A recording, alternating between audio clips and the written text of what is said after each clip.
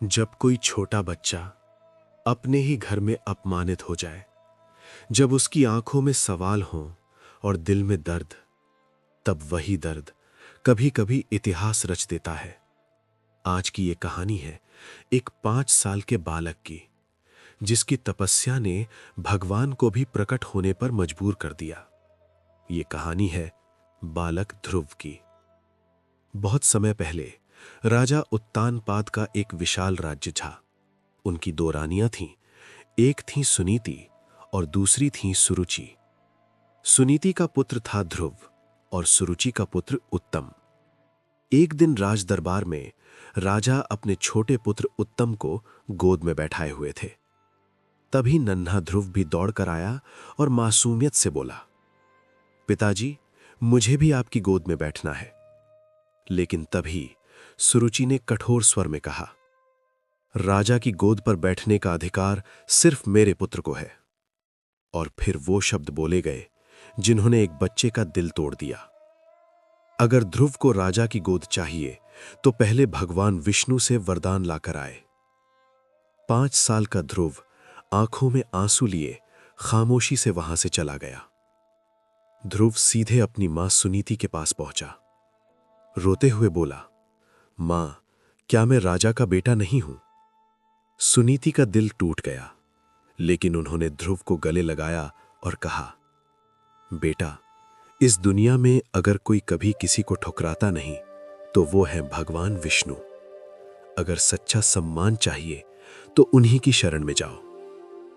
उस पल एक बालक ने निर्णय ले लिया, मैं भगवान विष्णु को खोजूंगा। न कोई डर, न कोई सहारा। ध्रुव महल छोड़कर जंगल की ओर निकल पड़ा। रास्ते में उसे मिले देवर्षि नारद मुनि। नारद ने कहा, बालक, ये मार्ग आसान नहीं है, ये तप का रास्ता है। लेकिन ध्रुव की आंखों में कोई डर नहीं था।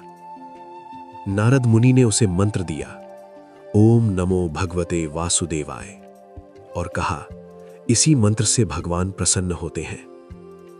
अब शुरू हुई इतिहास की सबसे कठोर तपस्या। पहले फल खाकर, फिर सिर्फ पत्तों पर, फिर केवल पानी, और अंत में सिर्फ वायु। दिन महीनों में बदले। धूप, ठंड, बारिश, कुछ भी ध्रुव को डिगा नहीं सका। एक पैर पर खड़ा होकर नन्हा सा शरीर कांपता था, लेकिन मन अडिग था। पूरा ब्रह्मांड उस तपस्या से हिलने लगा। देवता चिंतित हो उठे कि अगर ये बालक यूं ही तप करता रहा तो सृष्टि का संतुलन बिगड़ जाएगा। और फिर एक दिव्य प्रकाश फैला। गरुड़ पर विराजमान 4 भुजाओं में शंख, चक्र, गदा और पद्म, स्वयं भगवान विष्णु प्रकट हुए। ध्रुव ने आंखें खोली। भगवान को सामने देखकर वो स्तब्ध रह गया। आंसू बहते रहे, शब्द नहीं निकल रहे थे। भगवान मुस्कुराए और बोले, वत्स ध्रुव, मैं तुम्हारी भक्ति से प्रसन्न हूं, मांगो जो मांगना है। ध्रुव ने सर झुकाकर कहा, प्रभु, मुझे कुछ नहीं चाहिए, बस आपका स्मरण बना रहे। भगवान विष्णु और भी प्रसन्न हुए। उन्होंने कहा, ध्रुव, तुम्हें ऐसा स्थान दूंगा जो आज तक किसी को नहीं मिला। और उसी क्षण ध्रुव को आकाश में ध्रुव तारे का अटल स्थान मिला। एक ऐसा तारा जो कभी डगमगाता नहीं। आज की सीख बहुत सरल है। सच्ची लगन उम्र नहीं देखती। अपमान कभी कभी हमें हमारी असली ताकत दिखा देता है।